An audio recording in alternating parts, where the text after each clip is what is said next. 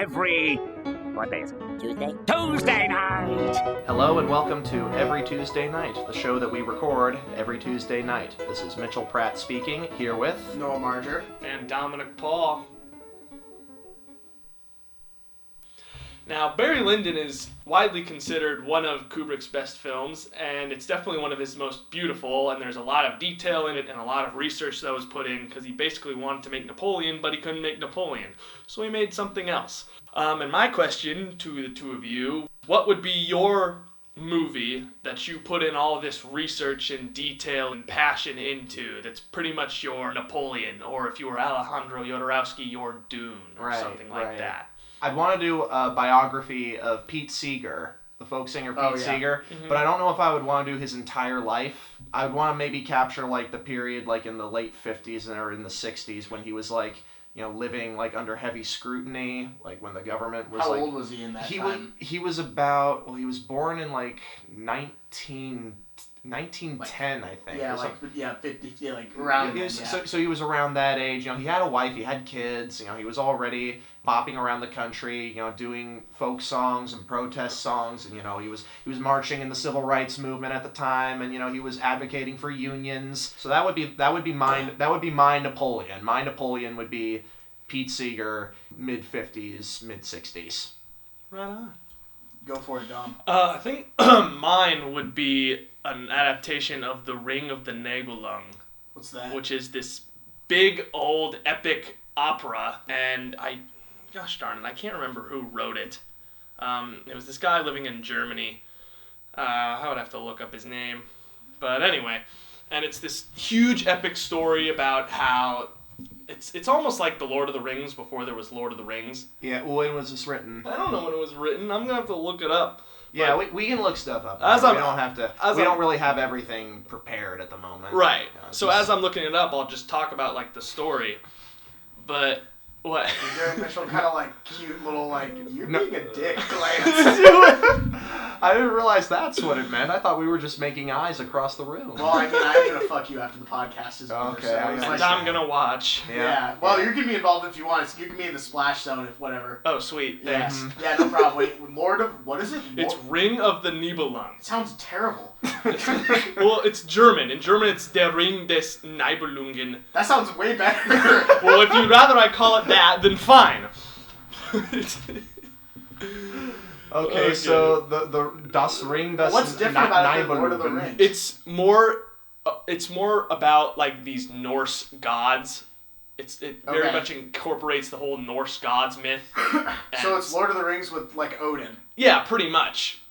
So like this dwarf goes to this land called like the Rhineland, where there's a bunch of maidens who look after the gold there, and the dwarf is like, I want to be cool with you girls, and they're like, oh no, you're ugly.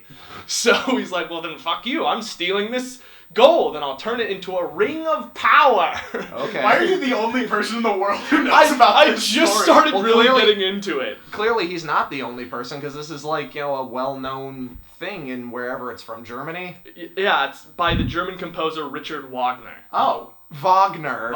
Oops. Richard Wagner. And he wrote it about over the course of about 26 years, from 1848 to 1874. Oh, wait a minute. Wait, I think there's another name for this. I'm probably going to make myself sound really stupid if I'm wrong, but I thought this was like Wagner's Ring Cycle. Yeah, that's or also something what like it's that. called. Okay, yeah, so, Yeah. No, Never heard of it. I've heard of it. It's an opera. It's a very famous opera. It's like where Ride of the Valkyries comes from. Right. It's a very epic opera. It's like four different like books almost. Isn't Siegfried a part of this? Yeah, Siegfried's story? a part of it, Brunhilde's a part of it, and then by Okay. the end of it, Ragnarok happens, and Twilight of the Gods, and all this crazy.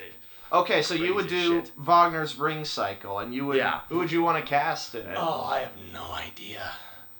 I don't know. About Mel Blanc. We bring Mel Blanc back from the dead, and he plays every single character, and it's like, you can't steal this ring. But then Mel Blanc was like, oh, if I can do that, then I can probably kill Daffy Duck, and I can't do Daffy Duck at all. I can't do Daffy Duck either. But he like just jumped around. He was like I didn't know up until recently that he did all the voices. Well, Yeah. he didn't do Elmer Fudd. Oh, I know, true. I know that Elmer Fudd wasn't him, at least not until later. Like later Right. on he did Elmer Fudd, but Elmer Fudd was like It's sad. I don't remember the guy's name, but like the Elmer Fudd voice that we know wasn't done by Mel Blanc, and we don't remember the name of that guy. I have a question. So it's not directly related to Looney Tunes, but someone told me once that Huckleberry Hound was supposed to be gay. I don't know. Do you guys know anything about that? I think I've heard it before, but I don't know. I don't really know anything about. I don't even know who Huckleberry Hound is. He's the blue guy who went, "Oh my darling, oh my darling." Oh, wait, the blue? No, that's Droopy Dog. No, Droopy Dog was the one who's like, "You feel sure." Yeah. He's the guy in the elevator in Roger Rabbit. That was Droopy. Yeah. Huckleberry Hound was a blue dog who wore like a hat, who ran around and went, "Oh my darling, oh my darling, oh my darling, Clementine." Dog. Yeah, he sang that song. Yeah, I guess I've never seen one of his cartoons. I would believe more that Snagglepuss was. Well, Snagglepuss was gay. Yeah, right. Snagglepuss was incredibly gay. Well, like that was like, whoo! But like, I think Huckleberry Hound You was clipped the mic so much on that woo. I think he was supposed to be. Like, someone said, like, oh, I mean, maybe I'm wrong, but like, someone told me once that Huckleberry Hound was supposed to be gay, and I was like, well, okay. But like, Snagglepuss was. Like, there's no doubt about it. Right. I always thought Bugs Bunny had a little bit of like a pansexual kind of thing. Oh, I to it. totally wouldn't think surprise. he's down for anything. Oh yeah. Definitely. He's like down for anything. He's a trickster god, so of course he's gonna Fuck have anything sex that with moves. anything or anyone, turn into anything or I anyone. think Daffy's asexual, probably. Asexual. Yeah, he's just not fucking anything.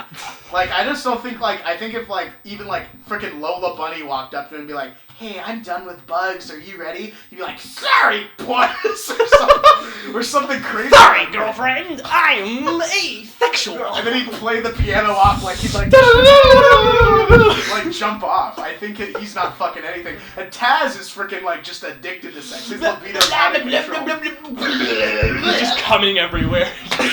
Just out of that tornado, just like it's like a sprinkler. Spray. I hear they're bringing back like the Looney Tunes, like they're doing a new show, and it's called like Wabbit.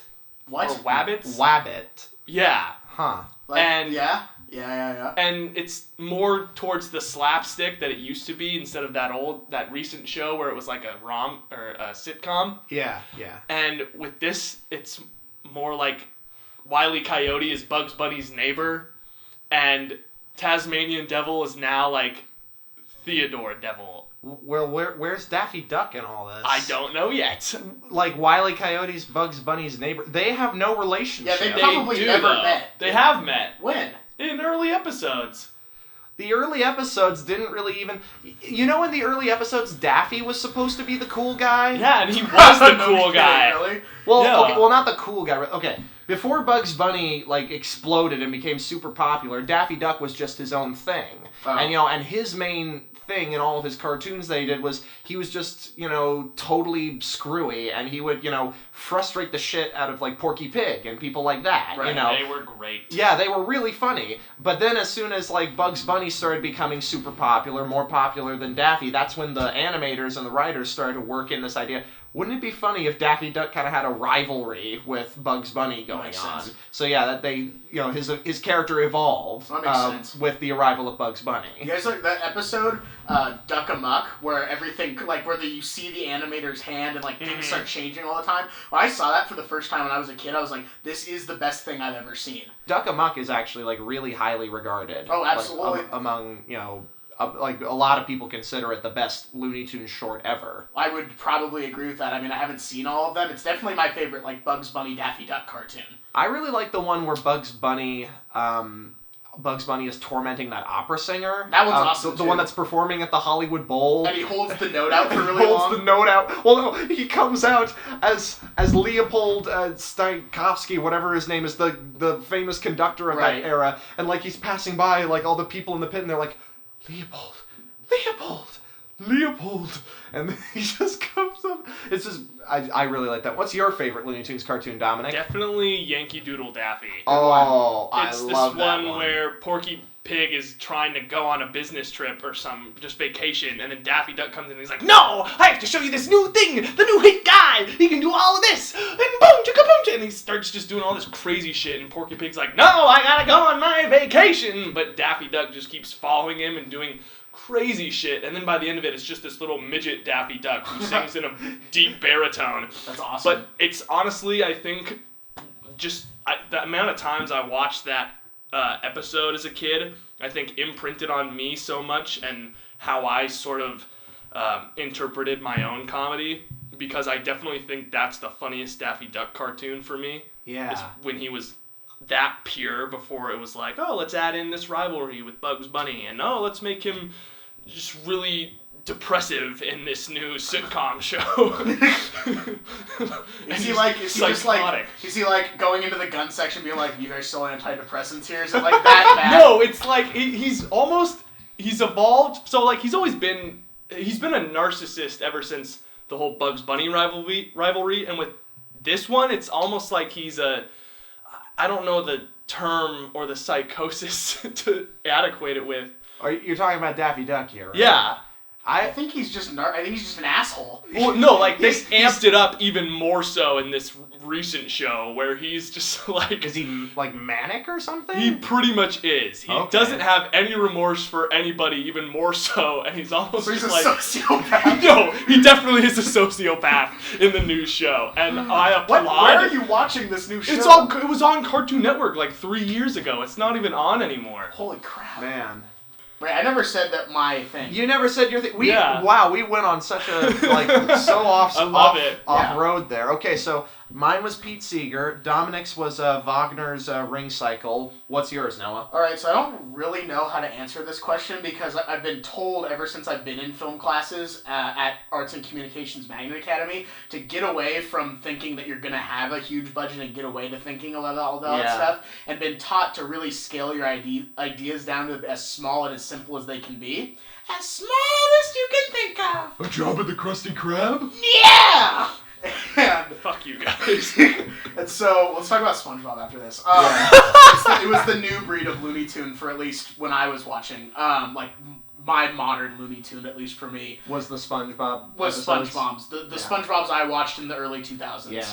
Anyway, go ahead with what you were saying. My passion project that I would become a drug addict over and not sleep ever about. Don't do drugs, Noah. No, I'm not gonna do drugs, but I'm just saying this is the one I would do drugs over. Okay.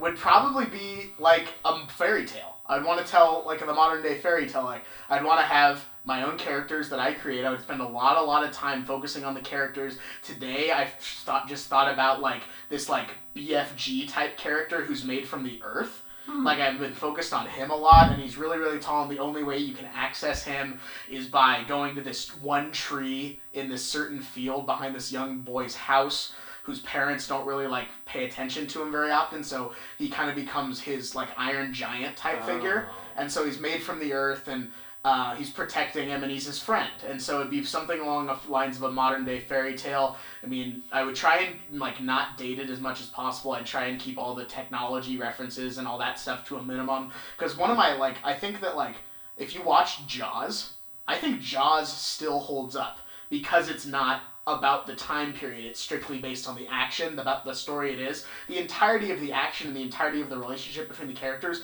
is all about how are we going to get that fucking shark out of the water. Yeah. And so that's why I think Jaws holds up. I don't think a movie like Dope, that just came out, as great as it is going to hold up because of the technology. But we'll see. Time will tell. So I would probably try and tell a modern day fairy tale, and that fairy tale would be something along the lines of a boy learns the power of storytelling and the power of art through having to basically create a reality of his own, and he has a hard time figuring out when reality stops and where storytelling begins, and he gets lost in that world. And I don't know. That's what I would do for my like what I call my Mitchell Pratt project, where I just got crazy on the set. I do. So Bridge to Terabithia. No, not Bridge to Terabithia. It's not like Bridge to Terabithia. You fucking asshole. No, I'm not. And Sophia Robb doesn't die. I mean, I'd die. I'd kill myself over the project probably if it was like, if I had really just like, scary. Do I really get that way on the sets of my films? You just get scary sometimes. How? Can you give a for instance? No. Oh, come on. It was mostly when we were in shows together. Oh, where you would get super into character. Well, that's when I'm in actor mode. Yeah. Like, the thing is, I really just... I've been an amateur filmmaker since I was 7 years old, and I'm 20 now, and I did a production... I directed a short film at school just a couple of months ago, and that was the first time where I ever really felt like a director. Right. And I ran a very good set, a very whole, in my, if you ask me, I mean, I guess, you'd have to ask an outside observer to get an objective opinion, but from what I could tell, I was running things pretty smoothly, and there didn't seem to be a lot of there wasn't really any tension at all. Everybody was doing good. If I were acting on that set, it would be a much different experience. Right. Because I would be very intensely, trying my best. Well, and the other thing is I'm always playing crazy people. Well, I think it fits you. It does. Crazy. No, Well, it does fit. I remember one time Mitchell and I were in a production of Great Expectations together. Yes. And I played Joe and Mitchell played Magwitch. And for those of you who aren't familiar with Great Expectations, basically, young orphan finds a convict in a graveyard. That was Magwitch. And that was me. That was Mitchell. And we, the rest of the cast endearingly helped Mitchell put on his pants every single time we would go out on stage because he would have so much mud on him from rolling around in literal, actual mud. Well, the thing is, this is a guy that jumped the prison ship and swam all the way to the marshes, crawled through the marshes, and we meet him as soon as he's done doing that. So it helps me. It helps me to be in real mud and to do all that. I'm not knocking. I'm just saying it was fucking disgusting. How could you put your pants on? I was like, are you serious? And then this little orphan-looking kid named Josiah Boucher would grab the other leg and be like, all right, 1, 2, 3, and we'd do a tag team effort to help Mitchell get his pants on and be like, thank you, mighty. So you're talking this really gruff Cockney accent, and it'd be so scary. Yeah. It's people asked me while we were doing that show, or they told me, Mitchell, you're going to destroy your voice. You're not going to be able to speak on the actual performance if you keep doing this. It never wore out. I was able to do this the entire time. Rehearsals and performance. Everyone loved it. Noah is giving me such a dirty look right now. When you directed Kid Macabre, which is a movie we all worked on together, I don't remember you ever being anal director mode, and I'm curious if that was just because that was much more of a laid-back project that we were all fairly involved with it on helped, the same level? Well, the reason that I felt more like a director on this recent project that I did, this project is called Odessa. It's a short film that I made for a class at Chapman that took months to put together and film. The reason that I felt more like a director on Odessa is partially because I was working with people that weren't close friends of mine.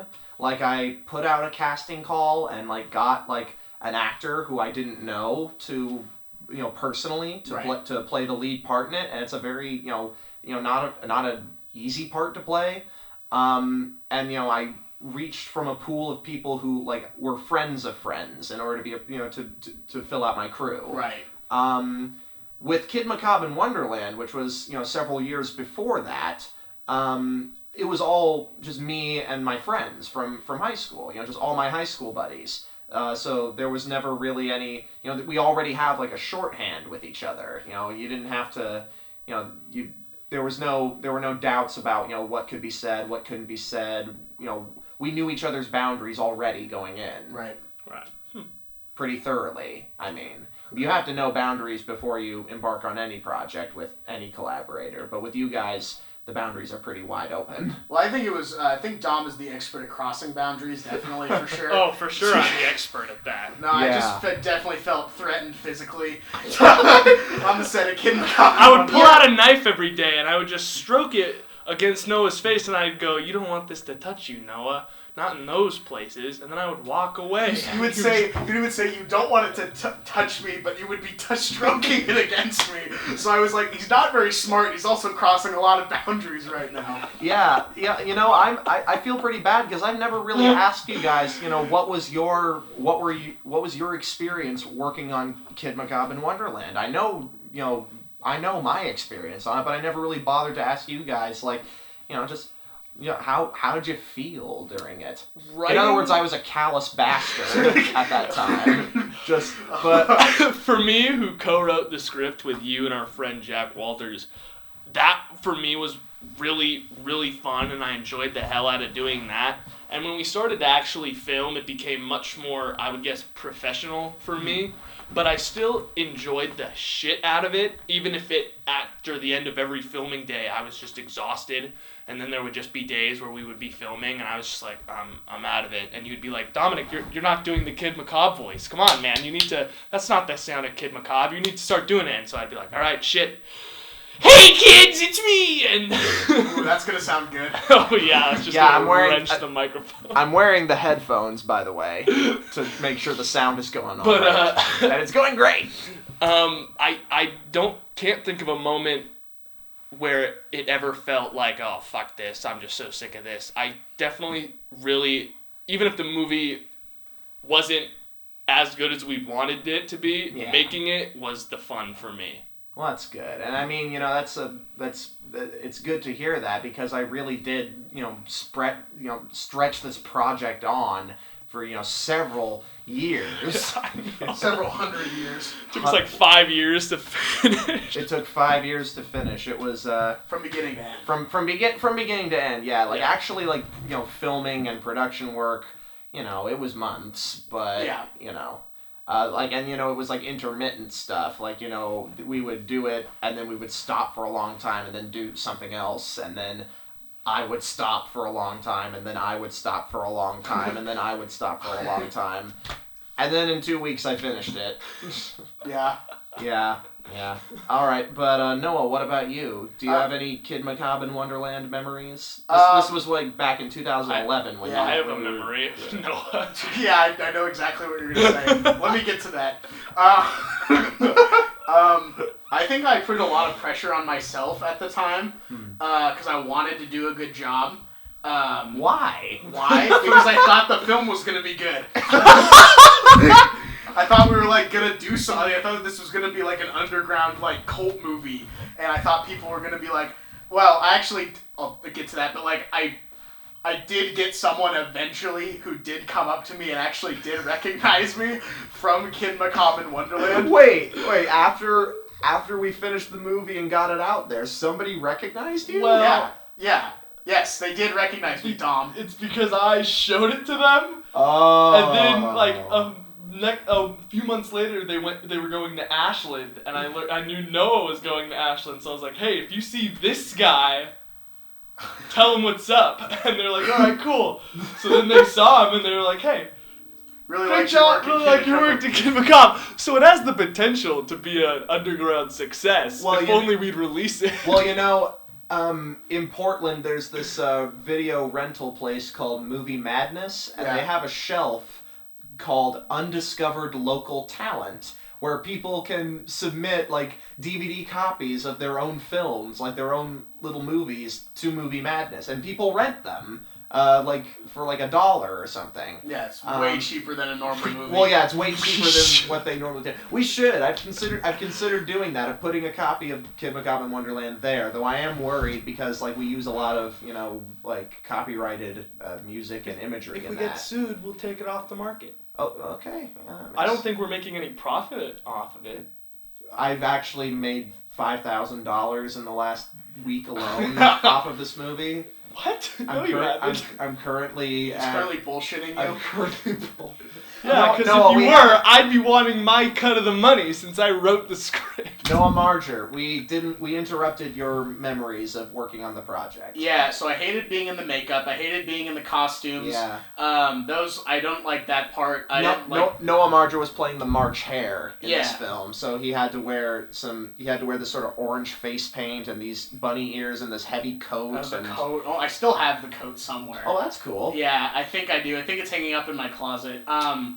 But I remember really, really wanting to do a good job because I was like, oh, this is gonna be a feature-length film. This has potential to do things. This movie has potential to, be successful, potentially. So I wanted to do a good job in the event that things happen because I myself want to do well just in things that I do. I put a lot of effort. I try and put 100% into everything that I do.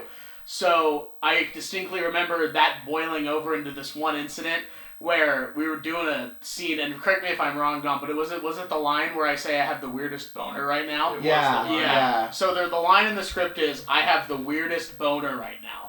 After you shake me, right? You shake me up and around. And the Kid Macabre character comes up to the March Hare, shakes him around, and wears the Tim Curry thing, right? Has this Tim Curry paper cut out on a paper plate and is screaming at me in a bad Tim Curry impression.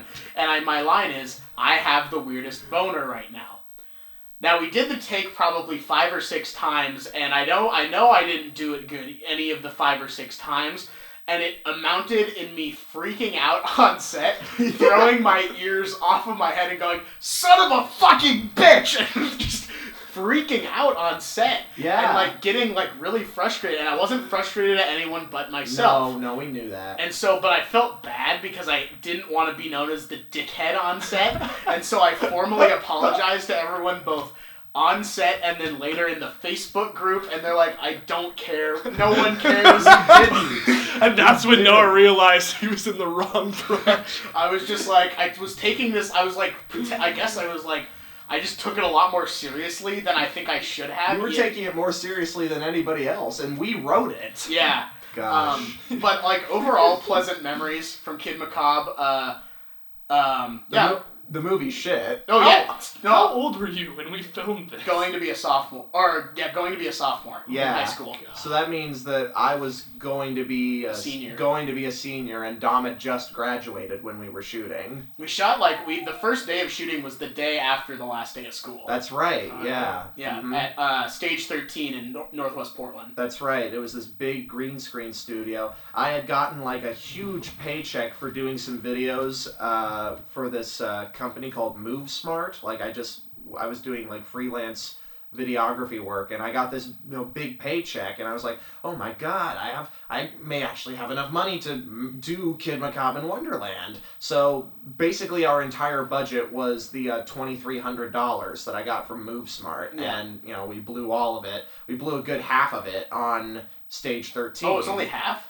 What? Well, it was only half of the budget? Well, okay, maybe it was a little bit more than that, but we only shot there for 3 days. It felt like longer, dude. It I know. Was so long. I know. Well, the idea was we were going to originally shoot the entire movie in front of a green screen.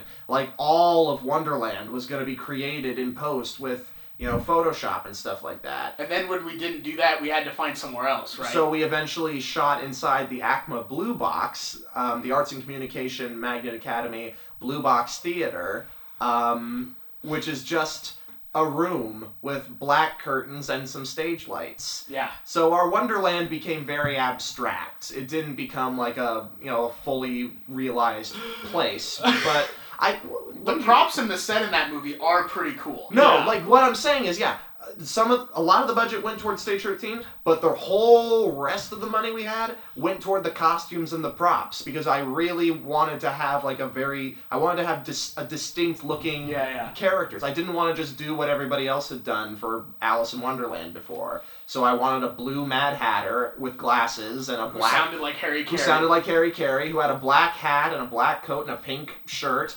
And I wanted a March Hare who had an orange face and a purple striped shirt and a carnation in his jacket, and and I wanted very specific looks for all the characters, and so yeah, a good deal of the budget went toward that. Talk about that really special cameo we were able to get. Oh yeah, the very special cameo we were able to get. Okay, so when me, Dominic, and Jack wrote the script, and this was a year before we ended up shooting anything. Yeah. We were writing the script over one summer, just buggering around with ideas, and there gets to be this scene toward the end where Kid Macabre is in this climactic battle with the White Rabbit, and the White Rabbit is the main bad guy in this movie. And he's almost beaten. Kid Macabre is almost beaten by the White Rabbit. But then his hopes get lifted when he looks directly at the camera, because he breaks the fourth wall throughout the movie, and everyone's like, who are you talking to? Why do you keep talking to nobody, whenever he's looking at the camera? Well, we finally reveal at the end who he's talking to, and it lifts his spirits, and he's able to keep fighting, and he wins. And in the script, when me and Dom and Jack wrote it, we just wrote insert celebrity cameo here. No, I thought I that's what had it a was. plan.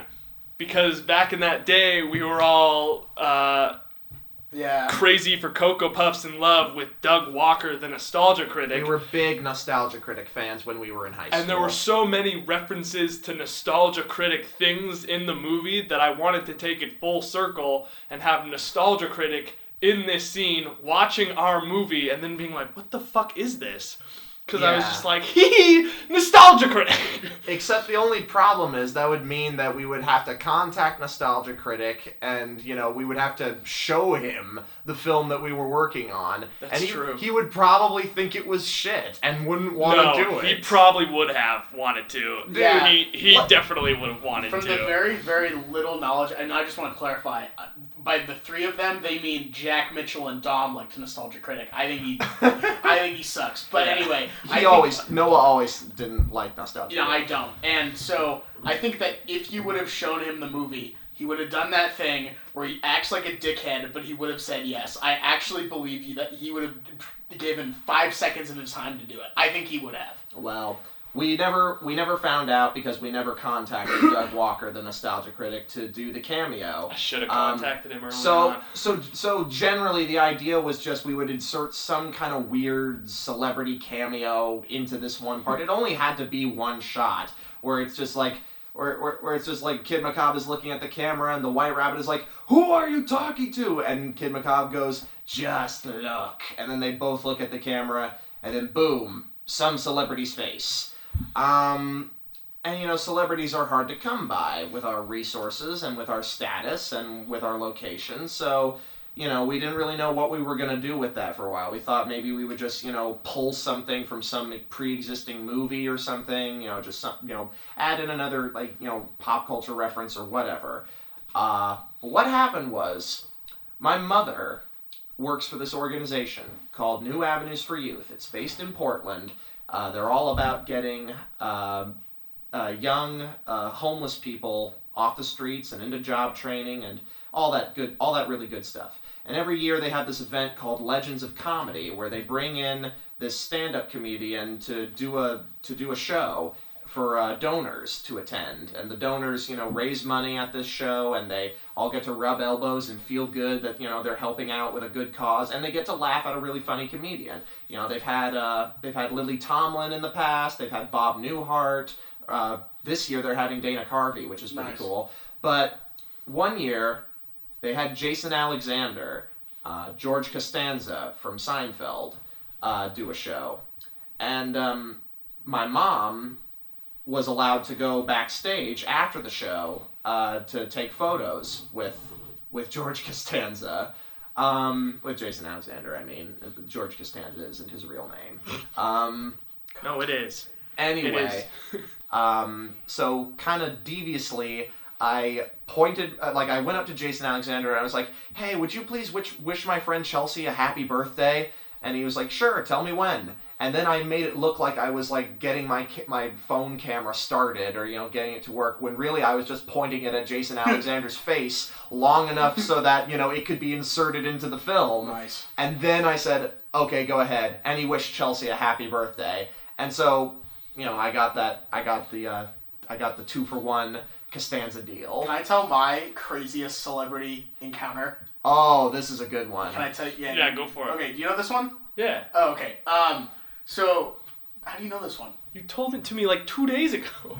Okay, so I was like 12 or 13 when I started using the gym, and I went over to the 24-Hour Fitness over in Murray Hill, and I was doing weights in the weight room, was doing some bicep curls, and this guy, this just terrifying man, was in a rain poncho and a sweatshirt and a hat and just everything that you shouldn't be wearing at the gym, he was wearing at the gym, and he was breathing in and out really heavily and doing like martial art forms that looked like he didn't know what the fuck martial arts was, and he was scaring me really bad. And my one rule was I couldn't make eye contact with him, but guess what I did? I made eye contact with him, and he slowly made his way over to me, and he looks at me and he says, "Young man, I'm really proud of you for making your way into the gym at such a young age, but I'm afraid you're gonna hurt yourself if you keep using the weights like that. Can I show you how to use them properly?" And I look like up at him, and he's just sweating, and just beads of sweat everywhere. And I go, "Yeah, it's fine." And then I hand him the weights, and he's like, "All right, so what you're going to do is you're going to want to shoot up really fast, and then come down really slow." And he was dead serious. He was like, "You're going to want to shoot up really fast, and then come down really slow." And I was like, "Oh yeah, even I'm 12 years old, I know that's not what you fucking do for a bicep curl." And so he hands me back the weights, and he's like, "All right, let me know if you need any help." And then we just looked at each other silently. And he said, you're a good kid, and then walked away. And I was like, "Ah, that was fucking weird." And he goes back, and he just keeps doing his weird martial art forms, wearing the poncho, the sweatshirt, the hat, sweating profusely, breathing in and out at an insane level, and you can hear him throughout the gym. And I was just like, all right, that was pretty weird. About 5-10 minutes later max, he looks at me again when I'm onto a new exercise where I do a bicep curl up to a shoulder press and then come back down and keep doing that. And he looks at me again, and he walks over to me again, and he looks at me and he's like, "Now, young man, I'm just, again, so proud of you for making your way into the gym on such a young age, but you're still using the weights wrong, and I'm afraid you're going to hurt yourself. Can I show you how to do this exercise correctly?" And I was like, "Yeah, whatever, fine." And I handed him the thing, and he's like, "So what you want to do is you want to shoot up really fast, and then pump it up, and then bring it down really slowly." And he just kept saying that. And I was like, "That's not how you use weights. You're a fucking idiot." You didn't say that out loud, though. No, of course not. I was petrified. I was like a fucking dog taking a pee, and all of a sudden the Goliath comes over. And he hands me back the weights, and he looks at me, and he's like, "All right, you just do that, and you'll be fine." And I was like, "All right, thanks." And it was really silent. And he looked at me, and he said, "You have no idea who I am, do you?" And I said, "No." And then we just looked at each other, and he said, "You probably want me to leave you alone, don't you?" And I said, "Yes, please." But all at 12 years old. And he looked at me, and he said, "You're a good kid," and then walked away. I never saw him again. And my dad comes and picks me up from the gym, and and I was like, "Hey, this weird guy talked to me today," and he was wearing like a poncho and a sweatshirt, and he was doing weird forms, martial art forms over in the corner, and he was like, "Yeah, that's weird." And he didn't do anything about it. He just let the guy keep coming to the gym. And I was like, "You're like an adult. You need to do something." This guy's talking to me. What is he going to do next? And so, like, I don't see him ever again. Fine, it's whatever. It was a weird experience, and I moved on. Well, 3 or 4 months later, I'm watching local KPTV news on Channel 12, and I see him on screen getting handcuffed and escorted to a police car. And this really nice, just cinematic shot of pounds of cocaine stacked in his house. And the anchor over the TV says, "Former WWE wrestler Rowdy Roddy Piper arrested on felony drug charges." And I pointed at the screen, looked at my dad, and said, "That's the guy who talked to me at the gym." And that is 100% true. You drove him to it, man. All he wanted was a friend, and then you were like, "No, fuck off." And he's like, "Oh." So he bought a bunch of coke and then went to prison. Rowdy Roddy Piper, the star of They Live. Yeah, he was scary. And he tried to give you a lesson in weightlifting. He should have taken that lesson, and he wouldn't have been in prison. Dude, he just would have been in your ass. I think he I think his nose would have been in the powder anyway, dude. I think that he was like, I was the straw that broke the camel's back. He's like, if I can get this kid to be friends with me, I can get off the powder and start life anew. But no, I fucking demolished him, broke his heart, and then he got arrested. The truth is, you caught him at the lowest period of his life. That was probably the worst he'd ever been ever. That's probably true. Probably true. Yeah. That's the weirdest celebrity encounter I've ever had. The only other really one of note is I met Michael Clark Duncan, the guy who played John Coffey in The Green Mile at a Dick's Sporting Goods, and that was pretty benign, actually. It was not even close to the level I had at the gym. He was just like, I walked up, was like looking at like shoes, and he walks over and I'm like, hey, dude, you're the guy from The Green Mile, and he went, yeah, I am. I was like, that's awesome. He's like, thanks. That was it. He grabbed you and he said, "You got the sickness, bugs." And then he went and he sucked all these bugs out of you and he went away and started coughing. Oh man. Dominic. Dominic has his phone out right now. Dom, what are you looking at? I'm looking at a picture of the Rowdy Piper guy. Rowdy Dom, Piper. This is the fucking guy who talked to you? Yeah, dude, Dominic, that's him. Dominic, how would you describe Roddy Piper? He's like, he looks in this picture like a skater boy. Wait, when was that photo taken? Does it say? 2009. Oh, that was probably around the time when the thing happened. Probably around that time. He looks like a skater boy. His haircut looks like he has a skater cut, but he's just too old and... No, that pose is, yeah, I fucking talked to a 12-year-old at the gym. That's what that pose is. Honestly, he looked like he could have been just fine had Noah just let him do him in the butt, and he would have not done coke and gotten... He would have done coke regardless. He would have done coke off my ass, dude. He was a mess. Can you imagine that? Oh, we never talked about SpongeBob. Right, we were going to talk about SpongeBob. Definitely the episode called Big Pink Loser. Oh. One of my favorites, definitely. That's the one where Patrick tries to get an award for something, and SpongeBob seemingly knows how to get every single award ever. So Patrick gets a job at the Krusty Krab in hopes that he could be like the next SpongeBob SquarePants at the Krusty Krab. That's always been my favorite episode. I love the part where he's brushing the broom backwards and the fish walks up to him with the soda and goes, "Hey pal, you just blowing from stupid town?" And he goes, "I can't do anything right," and then like freaks out, and then the lid part and just the like, "Oh, fish paste," and the part where he takes the tray back and forth. Oh, it's just one classic moment after another. It is. And then that's where the "No, this is Patrick" thing comes from. It's great. One of my favorites. Dom, what about you? Because I still need some time to think of what my favorite is. Personally, I didn't really give a shit for SpongeBob growing up. Why not? But I didn't have Nickelodeon growing up because we didn't have cable. And whenever it was on, I was always like, this is so stupid. Oh, you must have been really sophisticated. But what happened? But I would say my favorite episode is probably the Alaskan Bullworm episode. Oh, yeah. Simply because I love it when they would do... It's the Alaskan bullworm! And then there would always be like a ice Alaska and a horned bull and a wormy worm. And I was just like, in like big broad like title letters. And I would be just like, oh, that's cool. That's funny. Did you like the part where the guy with the hook scratched it on the window and went, "You got a bathroom in this place"? I always love the bit. I love the bit where Sandy's it's from like a completely different episode. No, that's from the Alaskan Bullworm one because everyone's congregating in the Krusty Krab. They're all trying to decide what to do about the bullworm, and they're all arguing, and it's a reference to Jaws because the old fisherman is like making a screeching sound on the glass, and they're all looking at him like he's gonna have some like mean like old story to tell about how to kill the Alaskan bullworm, but instead he just goes, "You got a bathroom in this place? Down the hall to the left. Thanks." But I really liked the part where Mr. Krabs goes crazy. Oh, yeah. No, because it's in that same scene. It's right after the fisherman guy, runs off to the bathroom. Sandy goes, "I'll catch your worm for you. That is, if you're willing to pay." But then suddenly Mr. Krabs flips, "No! You'll never get a cent out of me! Never! I'd rather that worm come in here right now and eat you all alive!"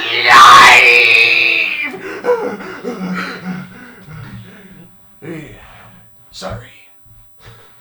That was my favorite thing about Mr. Krabs.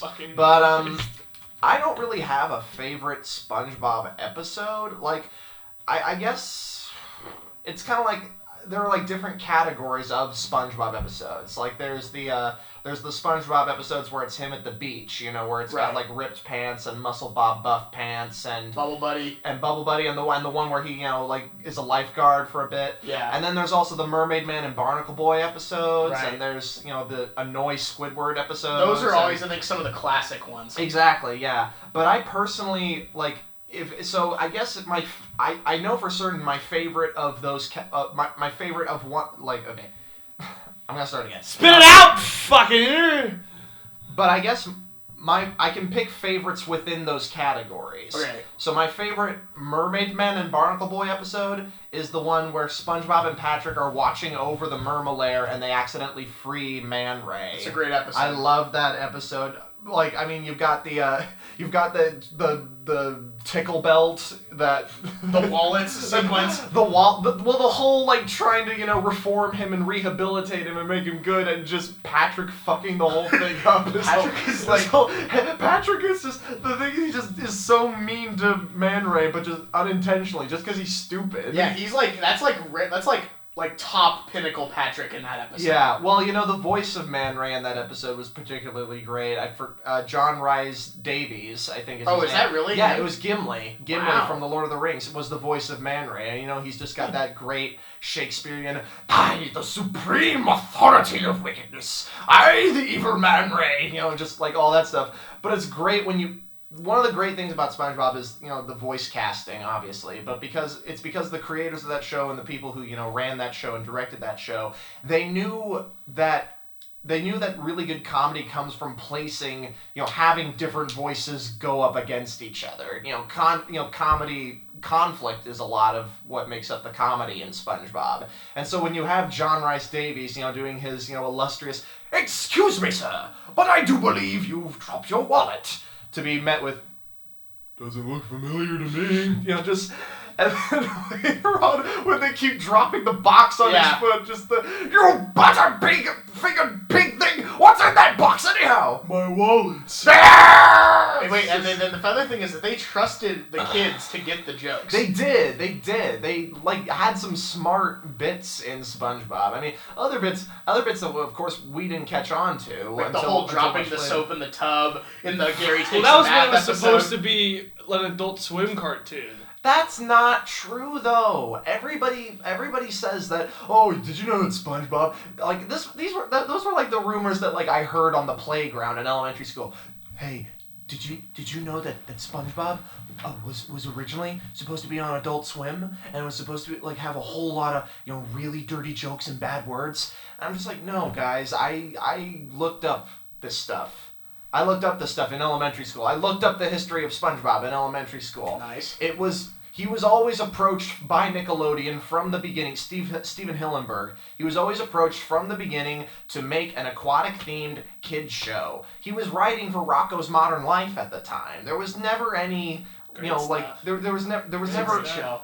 It was never on the board or on the discussion table for it to be like some kind of Ren and Stimpy kind of thing. Ren and Stimpy's great too. Yeah. I've actually never seen Ren and Stimpy. It's really weird. I've heard it's really weird. The only thing I didn't understand about the Man Ray episode is when he takes off his helmet and he just has no head. I was just like, wait, what? Because he wouldn't, That is his face. There was an episode of SpongeBob that I actually could never watch as a kid because I was too scared, and it was the Wormy episode where SpongeBob and Patrick look after Sandy's dome when she's on vacation, and she has all those pets, right? And they have to take care of Wormy, and whenever they would do the weird Lynchian close-up of the bug and up at the camera, I actually would say, "Turn it off," to my parents. Well, SpongeBob, the early episodes of SpongeBob always had this great knack for, having just, for throwing you off with just, sudden, occasional cuts to something that was really against their style. Right. Like, in the Wormy episode, you would just be going along, normal SpongeBob episode, and then they would just cut to that close-up of the live-action bug just going, Scared the shit out of me. But they also do stuff in the Just One Bite. That's the episode where Squidward tries to eat the Krabby Patty and falls in love with it and stuff. In that famous bit where it's just like, "Are you sure? Does this look unsure to you?" And they just cut to that, very high definition, rendered, wrinkly, painted face of Squidward. They did that really, really good. Yeah, they were constantly trying to one-up themselves. Yeah, exactly. Which was really cool to watch. And I really think they did. And I mean, their animation got better after the first season, because you notice, in the first season, they worked a lot, they worked with cell animation.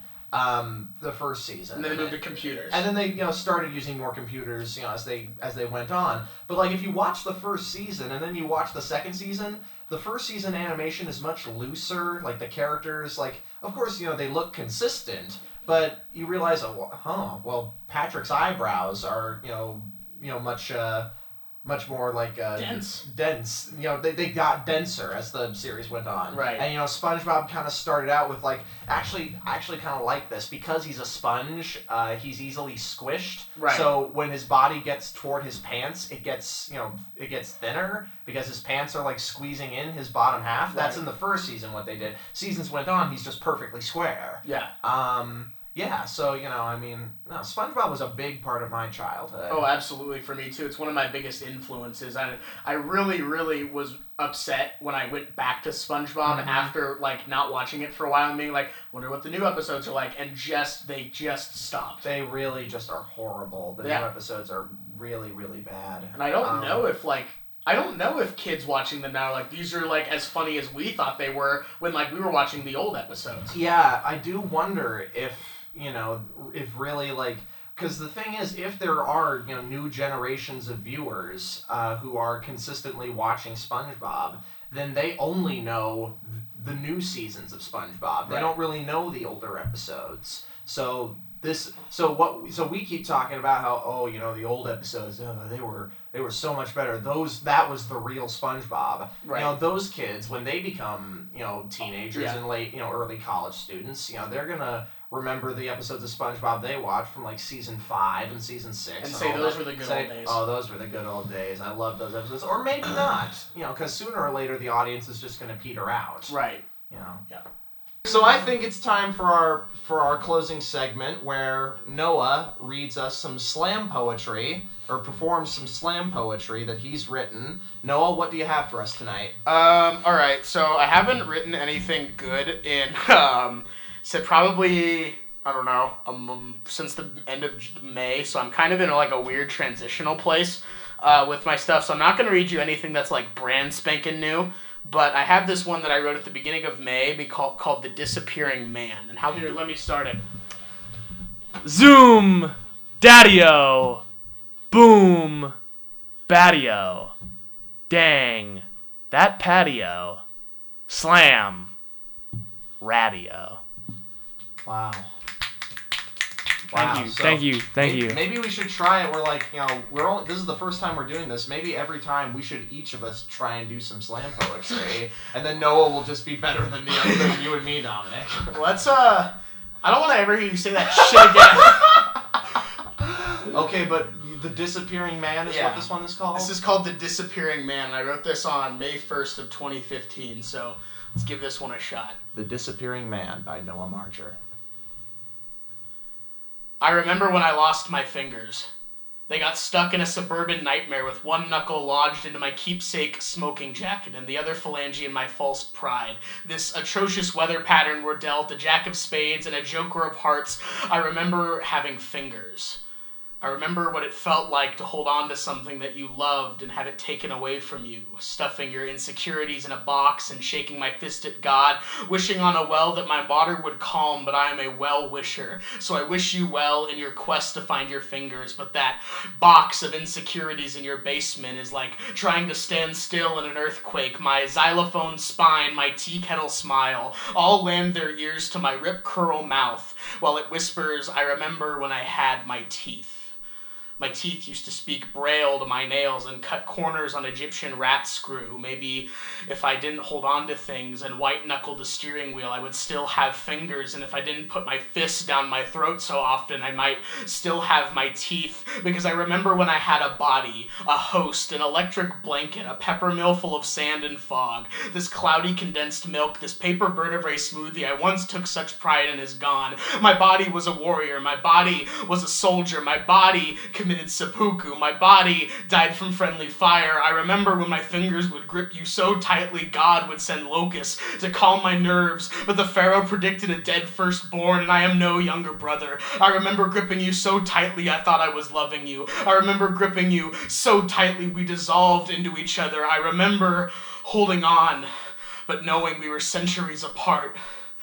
I remember loving you once and being stuck there. I remember being happy once, but since God took my body and left my heart in the sand, then it's his fault that I don't have a body. It's his fault I don't hold on to things anymore. It's his fault I'm insecure, and it's his fault that I'm unhappy. It's my fault for being unhappy. All I am now is a kiss from a thorn, and I itch all over, but I cannot scratch, for I am not a body. I am an oven mitt covered toy soldier. I remember when I lost my body. It was a nice home, but the earth is not my home. I'm just passing through. I remember when I had my teeth. They were mostly a defense mechanism from my mouth because my tongue always got in the way of me saying what I truly thought and felt. Instead, it bit down on a salty, no, it's fine, or nothing, or yeah. My mouth was used for evil when it had a cape around its uvula all along. I remember when I used to have fingers. I used to grip things so tightly that I could never enjoy them. Now I just keep time in the sand because I love you so much, and if I ever get my body back, I won't ever get close to you. I will love you from afar, and I will be okay. I remember when I used to be unhappy because I would hold on to things, but that was when I had fingers. That was when I was in my body. Wow. Noah, I've seen videos of you performing your slam poetry before, but I think this is the first time I've ever actually been in the same room with you performing it, and it is a really powerful experience. Well, thank you. You're really good at this, man. Thank you. Thank that you was very much. Beautiful. Thank you. All right, well, thank you for listening to Every Tuesday Night. Listen to us again. Next time we do this. Next time we do this. Whenever we do this. I'm Noah Marcher. I'm Dr. Paul. Someday. Good night.